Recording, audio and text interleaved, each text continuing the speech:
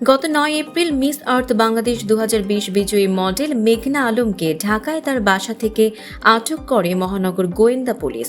এরপর থেকেই সামাজিক যোগাযোগ মাধ্যমে প্রধান উপদেষ্টা ডক্টর মোহাম্মদ ইউনূস এবং লামিয়া মোরশেদের সঙ্গে মেঘনার একটি পুরনো ছবি ছড়িয়ে পড়ে। তথ্য যাচাইকারী পেজ ফ্যাক্ট রিভিউ এবং নিউ বাংলাদেশ ছবিটিকে সম্পাদিত বলে দাবি করলেও রিউমার স্ক্যানার বাংলাদেশ জানায় এটি একটি আসল ছবি। রিউমার স্ক্যানারের অনুসন্ধানে জানা গেছে ছবিটি ২০১৪ সালে আয়ারল্যান্ডের ডাবলিনে অনুষ্ঠিত ওয়ান ইয়াং ওয়ার্ল্ড সামিটে ধারণ করা হয়। ছবিটি মেঘনার ব্যক্তিগত ফেসবুক প্রোফাইল থেকে ২০২৪ সালের ৬ আগস্ট তারিখে প্রচারিত একটি পোস্টে পাওয়া যায়। যদিও ছবিটি কবে তোলা হয়েছিল সেই তথ্য পোস্টে ছিল না।